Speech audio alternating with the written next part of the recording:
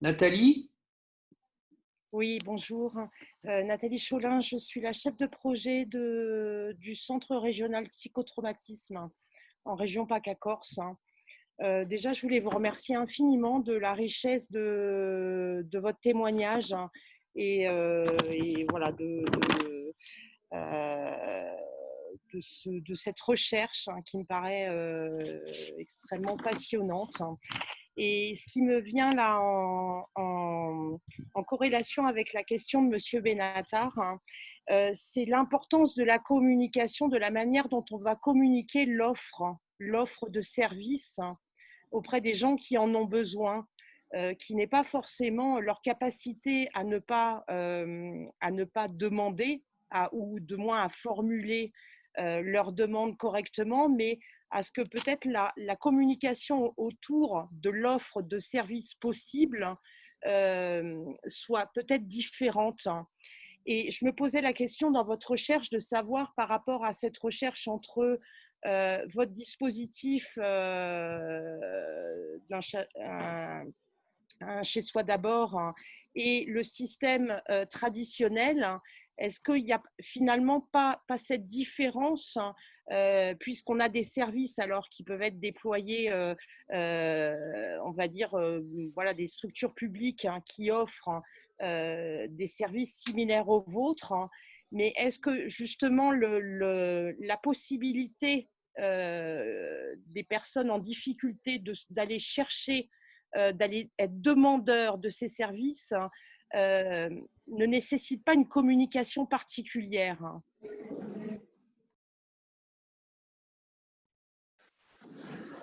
Vous parlez par rapport à l'équipe et à ce qu'on peut proposer à…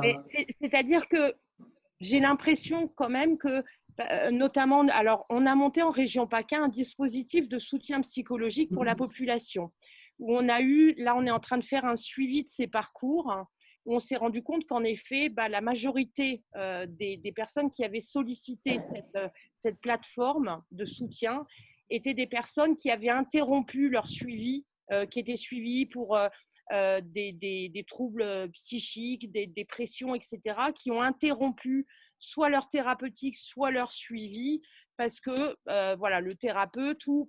Alors, ce qui revient souvent, c'est l'information donnée par les médias qui leur disait qu'en fait, c'était pas possible. On allait voir le médecin que si on était malade. On appelait le SAMU que si on pensait avoir des symptômes Covid. Et que du coup, il y a eu cette non-autorisation de solliciter le soin habituel parce que c'était pas communiqué de cette manière-là. Et moi, je vois plus loin aussi dans la démarche qu'on peut avoir au Centre régional de psychotrauma, c'est comment améliorer, c'est-à-dire que si on veut vraiment travailler pour laisser le patient au centre de son parcours, euh, en lui offrant toutes les ressources et services dont il a besoin, quelle communication en fait, parce que j'ai l'impression qu'en fait vous communiquez, c'est-à-dire que les personnes dont vous parlez ont su solliciter les ressources au sein de votre équipe dont ils avaient besoin. Donc ça Ouais. veut bien dire que d'emblée, vous mettez une communication par rapport à ça, où finalement ces personnes savent exactement quelles ressources ils vont trouver chez chacun d'entre vous. Ben, le postulat de départ, c'est que nous, alors nous, on ne va pas tout faire. Par contre, on travaille en réseau avec une foultitude de partenaires. Ça va des curateurs en passant par la médecine, le pôle addicto, j'en oublie, mais moi quand j'ai débarqué dans le service, il y a eu un nombre d'acronymes absolument hallucinants à comprendre, à découvrir. Donc le réseau, il est très très très important. Et ça, au fur et à mesure de l'accompagnement qu'on fait des locataires, en fonction des situations, des échanges qui naissent de nos rencontres, on va dire ça on connaît quelqu'un qui pourrait vous aider. Ça on peut faire avec vous. Ça on pourrait faire, mais il y a peut-être moyen de faire autrement, en s'appuyant sur des choses qui existent, parce qu'on ne peut pas concrètement et physiquement tout faire. Par contre, on a les bonnes informations. Et si on ne les a pas tout de suite, Si par rapport à votre demande ou au problème, ou au souci, ou au projet, on n'a pas l'information, on va la chercher et puis on vous la donnera. Mais c'est extrêmement varié. Ça va Dans le lien que vous allez faire avec le réseau ou le partenaire, hein, comment ça se passe concrètement? C'est vous qui le faites? C'est la personne qui le fait? Ça dépend des... Nous, on prend contact, mais on essaie au maximum d'accompagner la personne, de ne pas faire à sa place. Si elle est vraiment dans la capacité d'agir, on va le faire, mais toujours en l'incluant au maximum et dans l'espoir qu'elle soit ensuite capable de le faire seule. Si elle n'est pas capable, c'est pas grave, on sera là quand même. Mais au maximum, on responsabilise la personne. Donc nous, on prend contact et on l'accompagne autant que c'est nécessaire dans ses interactions avec d'autres interlocuteurs. Si à un moment donné, elle peut se débrouiller toute seule, c'est parfait. Si elle veut qu'on reste là, on restera là. Il y a une, si je peux me permettre d'intervenir, il y a une différence d'approche, c'est que vous mettez la personne chez elle et vous passez chez elle. Donc, par rapport aux structures de soins classiques, où la personne se déplace, là vous passez chez elle et à partir de ça, le système de communication et d'aide ne s'installe pas de la même manière. Il y a Sabrina qui veut dire quelque chose. Merci, c'est tout à l'heure. Je me présente, moi, je suis médiatrice, je suis travailleur au HSO Paris.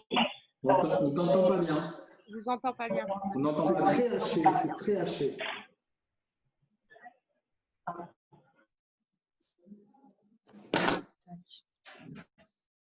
Est-ce que c'est mieux? Oui, beaucoup mieux. D'accord, c'était le casque.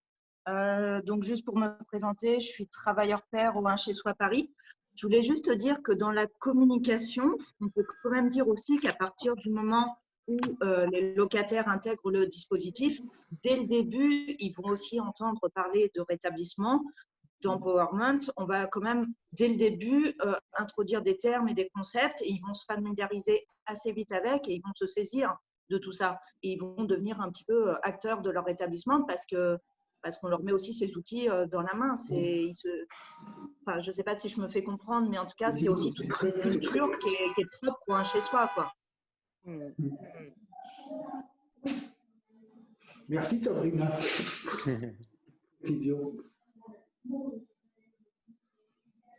Oui, c'est effectivement une deuxième approche, c'est qu'en fait,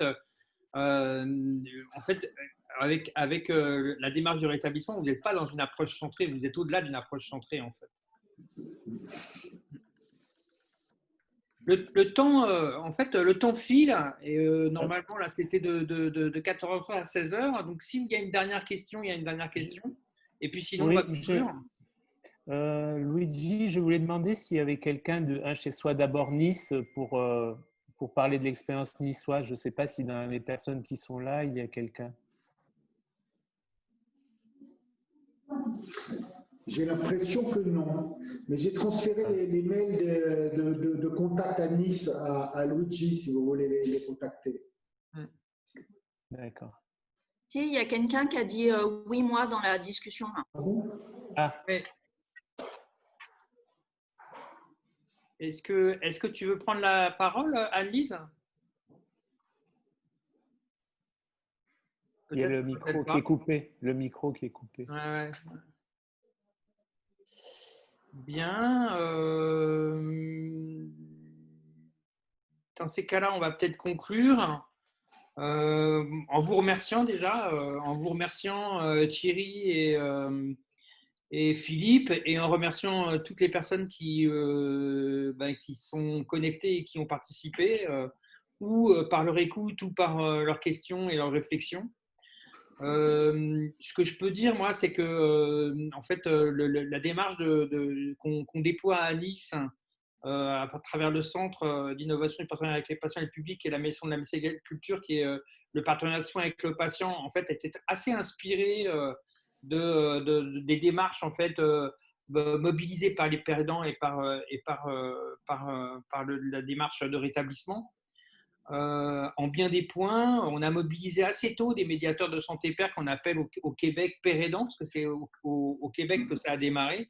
et que pour nous, ça va dans le même sens que ce qu'on essaye de faire de manière systémique dans l'ensemble du système de santé. Et puis, on voit que globalement, comme vous l'avez très bien décrit, comme ça a été annoncé, j'avais vu un petit clip du ministère sur le sujet, comme quoi il n'y avait aucune personne qui avait été affectée par la Covid pendant la pandémie, que ça a vraiment des résultats et aussi en période de pandémie. Et donc, voilà, je vous remercie tous et puis à très bientôt. On va certainement continuer le cycle qu'on vous a présenté en introduction et on vous tiendra au courant pour la suite. Et j'enverrai la présentation à toutes les personnes qui se sont inscrites et donc toutes les personnes qui étaient présentes là. Je vous remercie. Merci beaucoup. Merci beaucoup. Bonne fin de journée à tous et toutes. Merci. À très bientôt. Au revoir. Merci.